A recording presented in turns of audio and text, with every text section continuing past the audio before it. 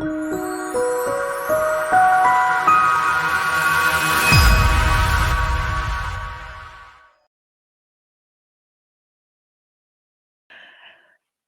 so good afternoon, everybody. I'm so sorry that we've had these issues with Livestorm today.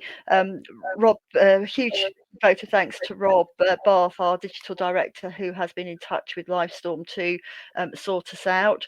I'm now going to hand straight over to Scott to make a start because there's another meeting happening at 3 o'clock this afternoon, and the chair needs to log on a little bit later on. So without any more ado, over to you, Scott, and thank you everybody for your patience.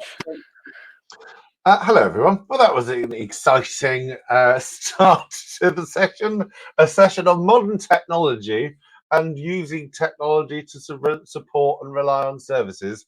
And funnily enough, it didn't quite work, which kind of makes my point a little bit. So it definitely wasn't by design. I didn't do it deliberately just to prove a point of the actual effect. I promise. It was a genuine, random, oh. So, good morning, everyone, or good afternoon, everyone. Welcome to the session on all things Cortana. Now, we did a session on this a year ago where we talked about some of the basics of Cortana and AI and machine learning. But we also thought we'd run it again, A, because it came up in the survey for things that the public sector group wanted to look at, but also because a few things have changed. So we wanted to look at some things that were going on, look at some things that were coming, giving you some updates on various bits and pieces, and just moving the conversation along. So, my name's Scott Sammons. I'm speaking to you today on behalf of ActNow Training, who I do some associate training with. We've got a course that we've been running very successfully on skills for DPOs and dealing with AI and machine learning. So I'm going to give you some bits and pieces of that, some things we talk about, some things that we as information professionals need to start having in our toolkit of things, because Cortana is indeed coming. She is, in many places, already here and doing a lot of different things. So we need to understand who she is. And I am being facetious here by labeling every bit of AI as Cortana. I am being facetious here. There's also a lot of talk at the moment about the Metaverse. So we are going to have a conversation about that and what that entails. We're going to look at some common areas of concern and what we need to do to get our heads around it. There's some really good books that I've been reading that are quite useful. There's some really good tools and resources now, especially one that was launched last week, which I'm going to go through.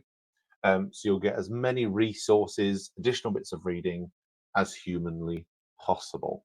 So let's start with some of the basics, establishing what is indeed Cortana and what is not Cortana. So AI, machine learning, the concept of if this, then that has actually been around for a while. Google have been using it for a while. So when you type in what is artificial intelligence or what is whatever, you'll get a pre-programmed set of things to look for. That's very, very, very, very, very simple machine learning. It takes what other people have been searching for, gives you certain predictions on what you want based on what you're typing. Very simple. If this, then that. It's been around for a while. And if you remember Mr. Clippy, does anyone remember Mr. Clippy? They should bring back Mr. Clippy, in my opinion. Cortana, if you go into your Office 365, is Mr. Clippy, in essence. Do you remember when you were typing a Word document and Mr. Clippy would pop up, or the cat, or the puppy, or whatever it is that you had, and it would go, it looks like you're writing a CV. That's machine learning. It's looking at what you're doing. It's been told what a CV or what a letter or whatever looks like, and it's then recognized it. It's gone, oh, I know what that is. Would you like some help doing it? And we'll help then pre-populate some things into the Word document. It's machine learning. Very, very simple machine learning, but machine learning. It's learned what a Word document is, spots it, responds to it. Machine learning. Very, very simple example, but very, very good example. So it's been around for a while. Now we want to use things like at that sort of analysis, if this, then that, to more complex things. Things like in the EU, the first entirely autonomous X-ray analyzing AI has been cleared for use. So it will read and analyze chest X-rays, give a diagnosis or highlight certain things without the involvement of a radiologist. Whereas at the moment, we might use some bits of software to help or assist the radiologist.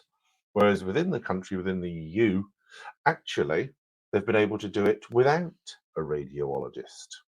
So way back when, it was a to whom it may concern, are you writing a letter? Now it's looking at some really in-depth things in an X-ray to determine whether or not there's a area of concern, tumor, growth, restriction, all these sorts of things to come to a clinical diagnosis. We've seen examples where it can go spectacularly wrong. We're using algorithms, which is a branch of machine learning and AI, can have massive effects on what someone's doing and get it wrong. Because if you put the wrong values in, I think it was Henry Ford said rubbish in, rubbish out. Same sort of thing with this. Rubbish in, a rubbish conveyor belt, which funny enough will give you skewed values. They claimed it was a mutant algorithm. No, you've placed the value on the wrong things. So for example, they placed value or a lot of value on postcode, because apparently your postcode determines whether or not you are clever. Who knew a postcode had an effect on your DNA? Who knew that? Fascinating. We've also seen examples of this in policing, being used in analysis, predictive analytics, governance, all sorts we're seeing examples of. When you speak to the mass public, they think AI is this, robots. There was even in the House of Lords a robot that was interviewed by the House of Lords Technology Committee. She struggled a little bit and had to be rebooted a couple of times, but she responded to questions from the Lords. So when people think of AI, they think of robotics, whereas actually robotics is a tiny little part of AI.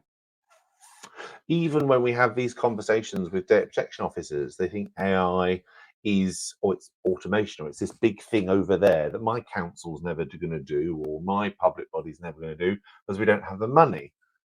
Actually, there's lots of different systems, apps, and other bits of technology that use AI in the background to achieve its objectives and give you the products or outcomes that you're looking for.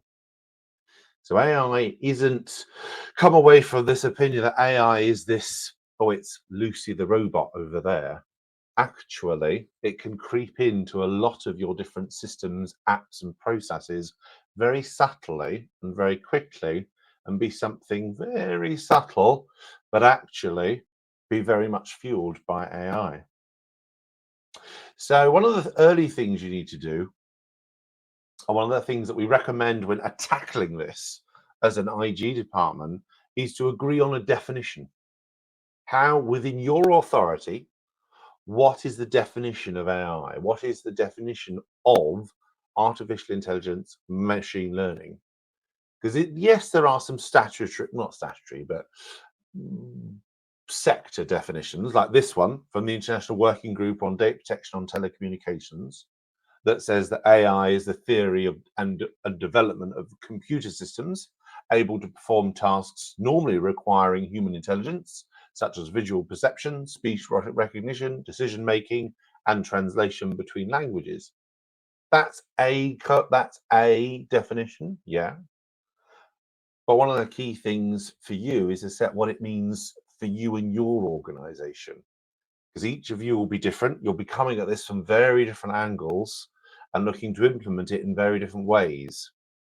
Therefore, one of the things we recommend is to agree on a definition for you internally. then build from there.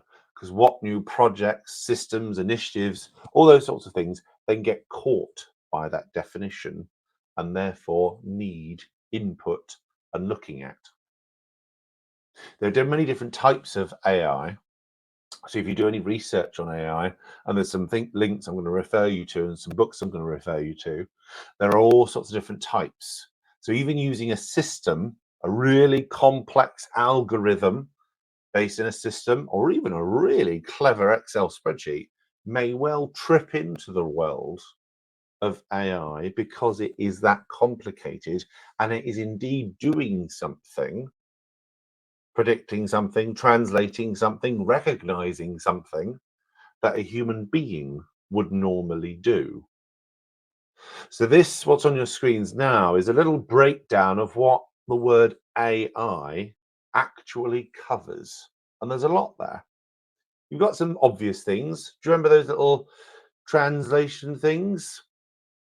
So you would type in hello. So I could do it even, can I do it here? Oh no, I'm not on Teams. I can't do it here. So in Teams, you might notice that it will do closed captioning for you. So you don't have to put in everything you're going to say. It will automatically listen to what you're saying, turn it into text and present it to those that are viewing you. That's AI. AI is doing that. It's recognizing what it hears, turning it into written language and presenting it to everyone. You can also get the apps that will translate it for you as well. That's AI. It's a very simple form of AI, but it's AI. That's what it's doing.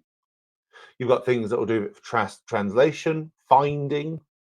There's a lot of talks about using AI to help with things like SARs, FOIs, to go out looking for certain things and present it back to you, determining whether something is or is not personal data, all these sorts of things. It's learning.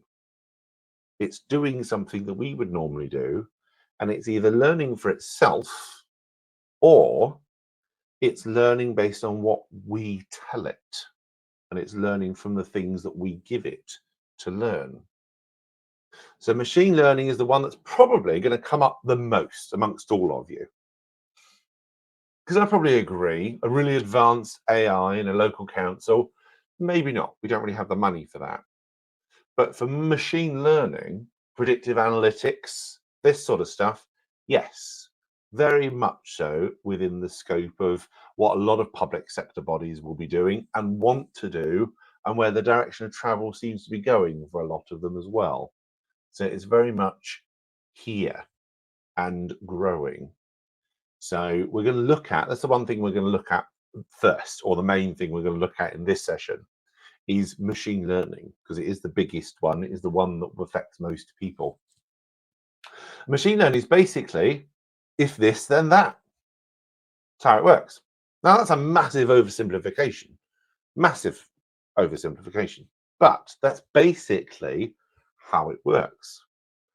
AI, or a machine learning, an algorithm, is built based on what we tell it. It's the sum of what it learns from us, the data sets that we give it, the algorithms that we've built within it, all those sorts of things. So if we, for example, give an algorithm a data set to learn from, to then learn and apply to other data sets, if that data set itself is flawed, then what it learns is flawed. That's why there's no such thing as what's known as raw data. No such thing. Every single data set that you'll ever get brings with it a context, brings with it limitations, brings with it a history. And that history could be good, could be useful, or that history could be restricting. So when people talk about data bias, for example, people often think the word bias means hate-filled or negative or has a certain racist, sexist, whatever else element to it. Not necessarily so. Where data bias is concerned, it's purely well, it was collected with this sort of context. Therefore, is that context going to unduly influence what you then want to go on and use that data for? If the answer is yes, that's not really the data set for you. If the answer is no, then what will it be doing then? What's that context? How does it help or hinder what you're going to be using it for? So all the problems that we have today with using data sets, data governance, data quality for human-based learning and research are exactly the same for AI-based learning and research, except that where certain machine learning algorithms and AI algorithms can evolve and grow and build in that learning themselves rather than just be if this then that, then you kind of got a problem, because you then have to unravel, or to use a Yoderism, it's got to unlearn what it has learned, and it shouldn't have learned it in the first place. So AI very much is here. It's embedded, as we've seen already, within 365. So there's lots of things within Teams, Microsoft Dynamics, Cortana. So your daily insight emails that you get, it will look at various different bits and pieces. It will make recommendations. Oh, you've got some spare time today, you could fit this job in. If you use all the different apps within Google 365, whatever, it will start suggesting things to you. That suggesting things is taking what you've got, marrying it up against your diary or whatever it might be, and coming up with some suggestions. You've said this task would take 5 minutes. You've got half an hour today. If this 5 minutes would fit into that 30 minutes, I'm going to suggest it to you. Done. It's a basic form of AI. Now, some of these will be harmless. Some of these will be quite profound and have profound impacts, as Linda's talked about in the chat there, on human behavior, cultural outcomes, political outcomes, criminal outcomes, health outcomes, all these sorts of things very much have an impact on it. So what I'd like to briefly talk about is this other thing called the metaverse. And then I want to talk about, well, how can we tackle some of this thing? What are the sorts of common things we can look at and need to learn about in order to look at as information professionals? So the metaverse, as it's known, quote unquote, is an area where CEOs like Mark Zuckerberg or Satya Nadella have been talking about the future of the internet is the metaverse. We're all going to live online. We're all going to play games online. We're going to have an alternative reality online. Can I say that's going to happen anytime soon? Depends. It's something that Facebook have come up with. It's part of the reason why they've rebranded to Meta. So it's something they're very heavily pushing. But it doesn't really take into account life, because you can't really run a hospital through virtual reality. You can't really run hands-on care, manufacturing. It's got its limitations. The general rule of thumb, I've done a lot of research into this because it's still very, it doesn't exist yet. It's still very in blue sky thinking. So the only thing you can do is do research on it. And the best thing I found from a news story in Tech Weekly, I think it was this person basically said, replace the word metaverse with cyberspace in any sentence, and you're basically talking about the metaverse. So living an alternative or dating in cyberspace, right, that's the metaverse. Storing documents in cyberspace, right, that's the metaverse then. It's basically that. Digital versions of normal everyday things. It is unclear where this is going to go. It's unclear if it's even going to take off. I was running, for example, a small little packaging firm in the middle of Hertfordshire. Are they really going to move away from traditional pen, paper, computers like this and actually move into the realm of virtual reality? And there's the thing that I'm packing right there, and I touch it with my little tools. And no, I can't see it happening. So while there's been a lot of fuss, a lot of technical talk about the metaverse, a lot of, oh, Meta have rebranded to Facebook, or Facebook have rebranded to Meta, therefore, haha, it must be something that we all must do.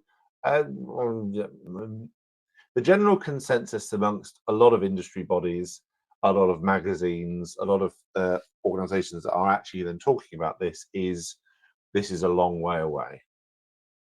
So for us, yeah, academic discussions about what it might mean to manage your records in the metaverse, definitely. And I recommend that we as a society do have those conversations about what it might mean. But what I would say is they're academic discussions. So I wouldn't get too carried away with them, because at the moment we just don't know. We don't know what the metaverse is going to look like. We don't know how it's going to work. We don't know what the metaverse actually even means. If you were to Google it and go look for different articles, you'll get about 12 different answers. So it really is, who knows? We just don't know. So that's the metaverse.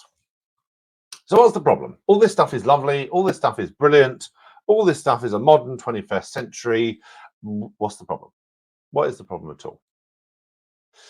So one of the things we look at is that fundamentally at the moment, AI is built by us.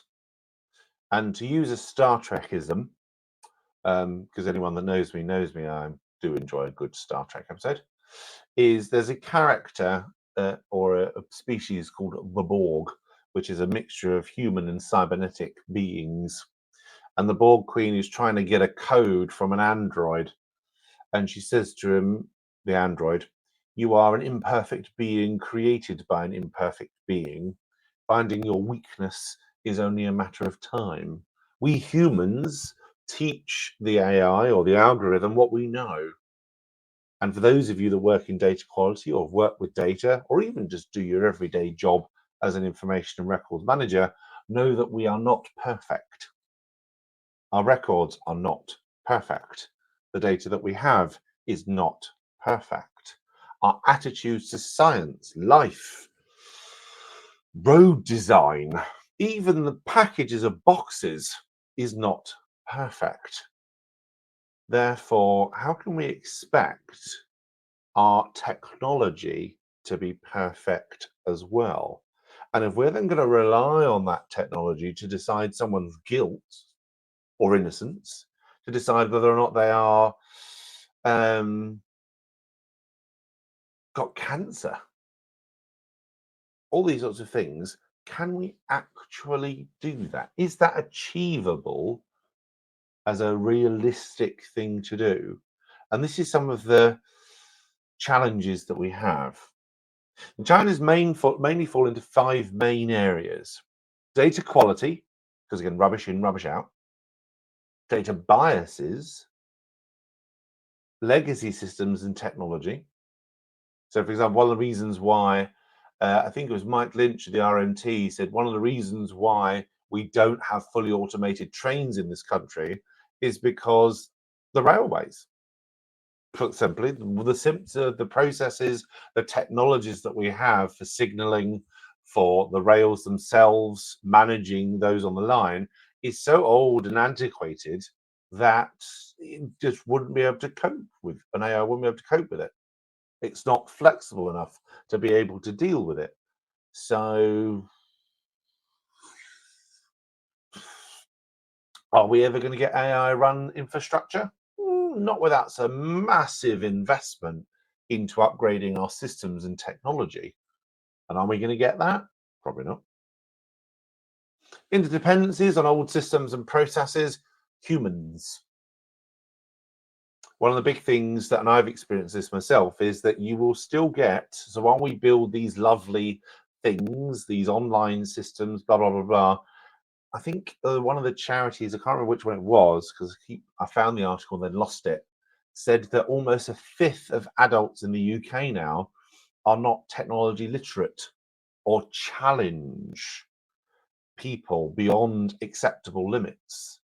So forcing the majority of the public to go entirely online engage entirely with a computer system or AI, you're going to have almost a fifth of the population that get left behind, that can't use it, that struggle to understand it, that just will never cope and integrate with digital technology. Is that a fair and reasonable thing to do? Challenges. And that's just now, let alone in the future. So one of the things we also need to look at, therefore, is, well, is this algorithm, AI, yeah, we've got issues with data quality, the algorithm itself, there's societal uses, ethics, all that sort of stuff. Well, also the big areas is, well, what happens if it's using personal data?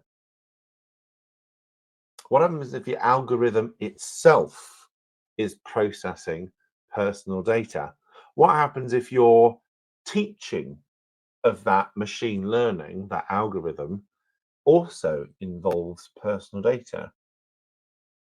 For those of you that get involved in teaching, we're told you can't use live data sets for teaching purposes for lots of different legitimate reasons. Same thing here.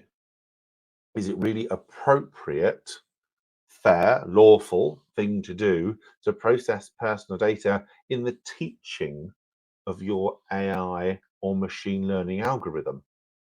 Well, the government wanted to put in its data protection bill loads of grants of processing for allowing you to do it.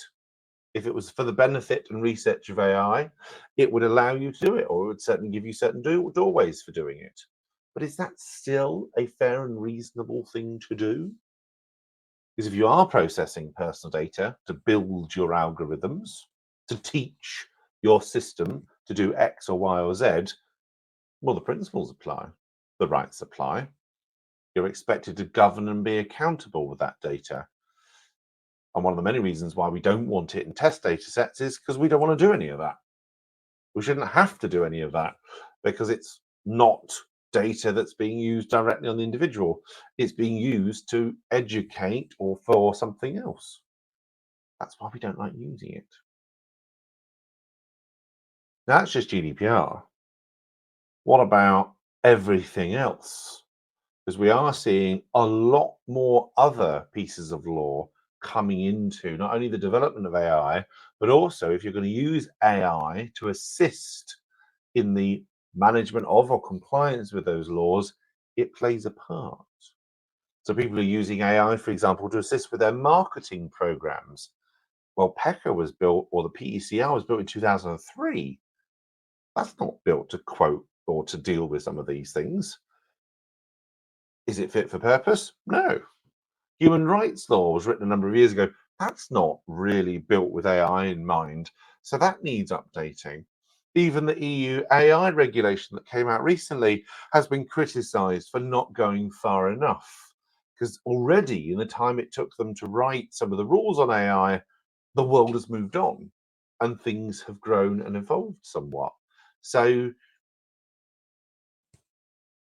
navigating some of the legal requirements around AI and machine learning can be a little bit of a nightmare as well. One of the things that we looked at because I've run the course track now a few times now, is when we talk about applying it for things like spotting fraud in tax, spotting it with clinical decisions, all these sorts of things. So many other areas of law start to kick in about the management of those things, clinical negligence, diagnosis, all these sorts of things. Well, if an AI made the diagnosis, who's liable? The AI?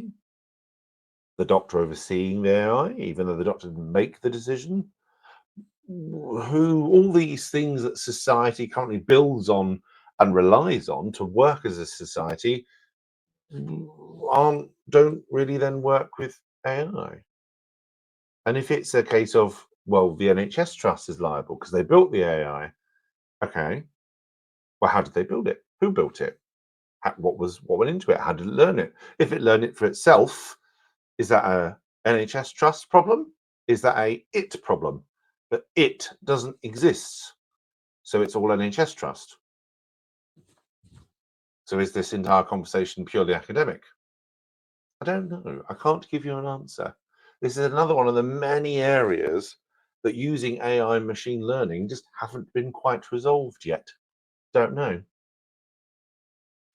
Linda says, algorithms and pattern recognition artificial intelligence systems can be effective at adding data features back into data sets by, for example, cross-referencing other available data sets. This in turn could place an organization at risk of exposing inadvertently information that might identify an individual. How do we look at this for privacy, security, data protection, policy, and discussion needs to be had? Completely agree. So the same old logic with different parts of the jigsaw. When we talk about merging data sets manually, let alone doing it with a piece of AI, I've got a bit of the jigsaw, you've got a bit of the jigsaw. The moment we put it together, it may well reveal the entire jigsaw. But until we do it, we don't know. By the time we've done it, we've then had a problem.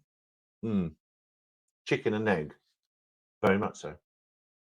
Also, how do you justify the accidental processing of that, or even the deliberate processing of that? You then need to be transparent. Well, this is what we've done. We've been able to build an accurate picture of you by merging all these different data sets. There's a really good TV program, or this little 20-minute film that the Financial Times did about merging of data sets and how it's really easy for an AI, especially if you use Google's AI, has access to all sorts of different data sets that Google has access to pull together and build a picture of someone's life, the comings and goings during lockdown. Now that's fascinating from a customer insight point of view, but what about if government gets hold of that? It's used against you in a court of law to prove that you, I don't know, committed adultery, murdered someone, burgled someone, committed fraud, all these sorts of things. Or even just proved that you were, or showed that you were actually, I don't know, let's think of something extreme. An algorithm like that might pull out or identify the fact that you are LGBT, the fact that you might lean one way politically, all these sorts of things. The potential to find out what you are and what you do, not by evidence of your actions, but by purely bringing data sets together on lots of different little things that on their own are perfectly innocent. But the moment you bring them together, they then reveal something about you. Challenging, definitely. Made even worse if an AI is going to be doing it, because it will then learn from what it's learned from you and others to then go looking for others and apply to different things as well. So AI has its benefits, definitely. It definitely also has its challenges. So one of the things that we look at, or one of the things we'd also recommend, is if you are going to start looking at or reviewing your algorithms or using these sorts of things to support your work, you will need to change your DPIA forms, because many of the questions, generic high-level questions you might ask around, for example, purpose reuse, it's too high level. It's too high level of a question that most people filling in will give you an answer that they think is true, and it may well come across as true, but actually that's not quite true, because yes, I'm using data for the purposes of judging someone's housing application, but running it through an AI is a new purpose. It's not something that was originally agreed. So asking a more targeted question around the different principles with AI in mind is probably better for getting a more targeted answer. Otherwise, you're stuck. Same sort of thing with other frameworks like the Fair Data Principles. There's also within the NHS now the Data and Technology Assessment. I can't remember the new acronym because it's yet another acronym to learn, but I'll talk about that in a moment. There's lots of different things to target questions at that you might actually want to have a specific process for, so that you can change the questions to narrow in specifically on what data they're using, why, where has it come from, how can we easily access some of the records generated by the AI, does it keep a record of its decision-making logs, what sort of records have we kept around, for example, how the algorithm was developed in of itself. So if there is a complaint or we do need to respond to an ADM request under the right of access to explain our profiling or ADM, can we do that? Or has the algorithm become so complicated that we don't actually know how it works either? Therefore, will you ever really be compliant with Article 22 if it applies, or transparent with an individual? Because if you've got no idea how it actually works, there's no way on God's green earth that a random member of the public is going to know about it. So it presents you with some challenges. And in the pace of an hour, we're not going to come up with answers. And at the moment, there are no real answers because we're still learning. It's like Microsoft 365. I mean, there's an event shortly about 365. There are no answers quite yet. There are some things that are proved to be working, and there have been some examples of, oh, yeah, in that scenario that worked quite well, but in this scenario that won't work quite well. So there are some good bits of good practice out there, but there are also some areas where there's just nothing yet. And it's a case of put your toe in the water and see what happens. Other records challenges that have come up include stuff around how the matrix is managed, maintained. If it does learn and evolve, so if it is a type of AI that does learn itself and edit its own algorithm as it learns, how do you keep records of that? How do you version control that? Version controlling knowledge, when it's in a knowledge management system, relatively easy to do. Version controlling your brain and the knowledge within your brain, which is the same as what an AI would be, little bit more difficult to do, especially if you are using it to make legal decisions that are where you do have to evidence how an action was taken, how agreement was reached, all these sorts of things. So how do we get a grip on some of this? What are some of the things that we explore in the workshop that we run, but also some things that come up quite frequently, some ideas of good practice, things for us to do or start doing as professionals so that we're a little bit ahead of the game. So while we're not experts, because there are people with PhDs in AI that try and get their head around some of this, but for us as IG, what can we do? So the first thing is agree on a working definition. So I'm going to give you a few links and resources, and I'll make them available via Elizabeth as well, because there's lots of different definitions of AI in the financial industry, in health, government, all sorts. So do your research. Come up with a definition that your board's happy with, that your IT department or other is happy with as a baseline.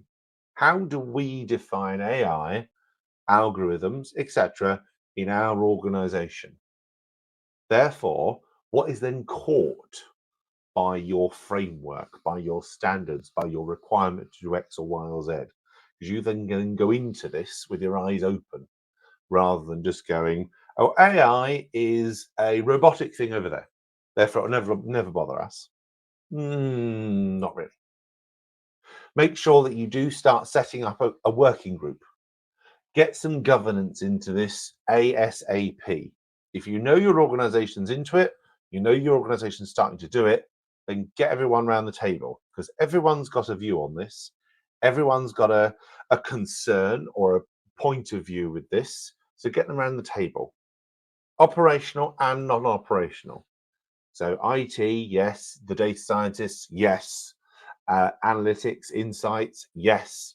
But also, if you're health clinicians, if social care, people that do. So where where you're going to go and use technology to supporting the doing of the do, that they have something to say on this and input into this as well. You'll also, as a professional, you will need to start understanding structured data and data architecture. Because where in the past, we information and records managers have been working with paper, unstructured records on things like some systems, filing systems, My Drives, all that sort of stuff. SharePoint sites, all that sort of stuff. In order for you to understand what some of the records management issues are, what some of the data protection issues are, you're going to have to get your head round data. Not data in the it's in a document sense, data in its raw, that's a data field in a data set, in a database, in a whatever, that sort of understanding. Because some of the problems and issues that we've talked about here go all the way back to that. And if we can't fix that and understand that, and then recommend things to put in place to deal with that, we'll only ever be dealing with the symptoms of our problems. We won't actually be dealing with the problems themselves. So it is scary. Don't get me wrong, it is scary. There are elements of data governance that give you a terrible headache, but it is part of where we are all going. It is part of where the practice is going. It's where the future is going, whether it's the metaverse or whatever.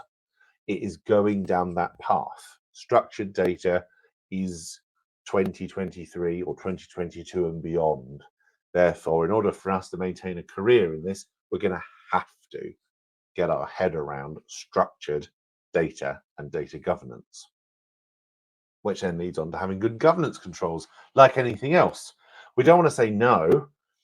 Again, we're not the department of no, we're the department of yes with conditions. So how can we get in there early to have these conversations, raise awareness with the board and others as to what AI is and what it is not, and therefore why it's a good idea to get everyone around the table talking about it and agreeing some standards on it.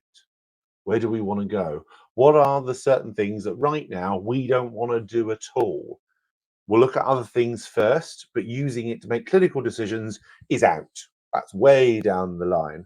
Well, we need to start putting things in place now to maybe head towards that a little bit later on. How are we going to implement data protection by design?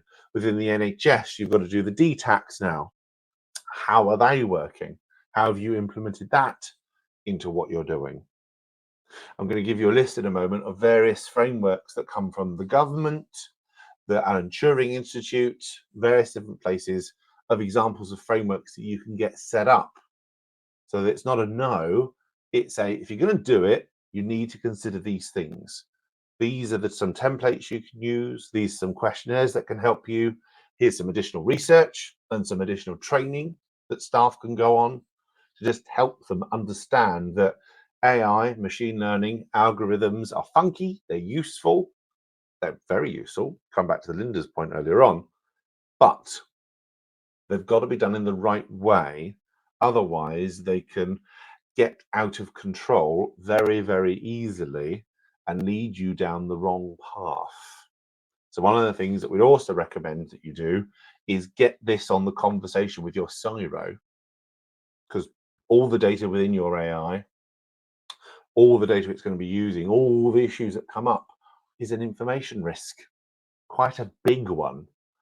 So if your CIRO has no idea what AI is or how it works, yet your organization is heading that way, maybe already there, they're going to need to understand it in order to understand what it is they're owning and what sort of risks are involved. So some additional things that I recommend that you do to expand your knowledge. There are 3 books that I've been working my way through. I've read The Artificial Intelligence for Dummies. It's very good. Well worth as a starting point. Well worth looking at. So if you've not bought the Artificial Intelligence for Dummies book, I recommend. I also recommend looking at the Ethical Data and Information Management by Catherine O'Keefe and Dara O'Brien. Very good. It gets you looking at ethical use of data, all the different uses of it, but teaches you some of the restrictions and issues with data itself. Not with records, not with information, data. So it's quite a good book from that sort of point of view. There's also a book I'm working my way through at the moment called Machine Learning for Absolute Beginners. It came recommended, so personally I don't know if it's any good, but it did came recommended, and so far it has been quite insightful. That I recommend that as well. That's been quite a useful insight, little book for picking up insights as well. So expand, I recommend some skills and qualifications on data management, data governance. So put that on your long-term professional plan. Process management. How's your process management skills? Understanding how one thing leads to another, which leads to another. You'll need to brush up on those. So if you've not done any form of process management training for a while, I'd recommend brushing up on that. I'd also recommend reading. There's quite a few publicly available sources of frameworks and other that are quite useful and insightful. So you've got some stuff from the ICO, which is all right, a link to which is in the chat.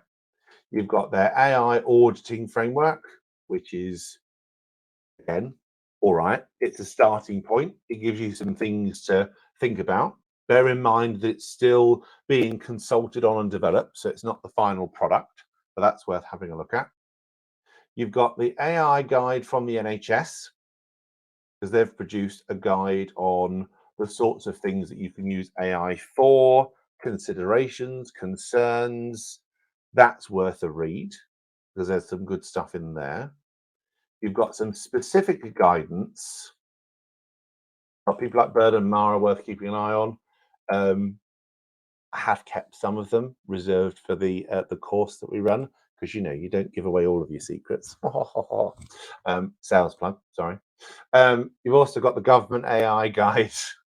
There's quite a few other speakers and key figures that are producing a lot of stuff in this regard.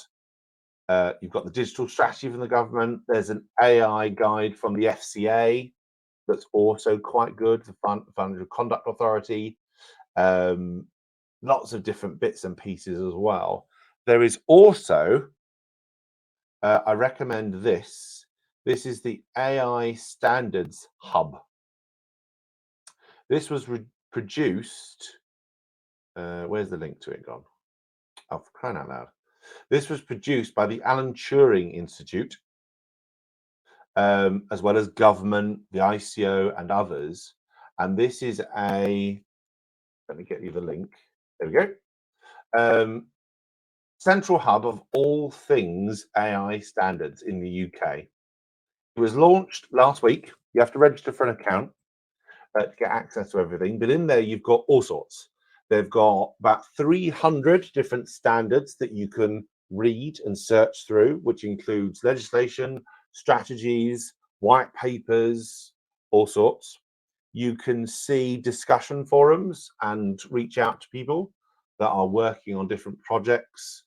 They're constantly posting updates, blogs, standards that are coming through from various different government departments, as well as signposting to additional research that they're running or others. It did look quite. I was there for online for the full day of the launch, and it did look quite interesting. They're throwing a lot of time and effort into this, so that already there's quite a few interesting things on there, especially around some of the basics of AI and what it is. So I definitely recommend keeping an eye on the AI Standards Hub, because it does look quite interesting, some of the stuff they're doing, quite informative and quite forward thinking. So do have a look at some of that as well.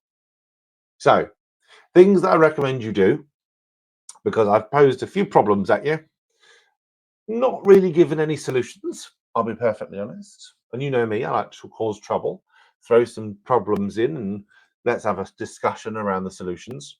And that's kind of what I think we need to do as a professional, or as a profession, but also as a professional body. Start to have conversations around, where is this going? What does the profession look like if we all go down this path? What skills do we need to have as a profession? All these sorts of things. So we recommend some things to consider include, we'll scale this for you. Where is your organization going with this? What is it doing right now? If it's on the precipice, so it's just dipping its toe in, then now's the time to get in there and be forward thinking. If it's already here and you're playing catch up, okay, roll the sleeves up. We've got to do this and see what's what. Rob says, will the links be emailed to attendees or posted publicly? They'll be in the copy of the presentation slides. There'll be links in there so you can access them.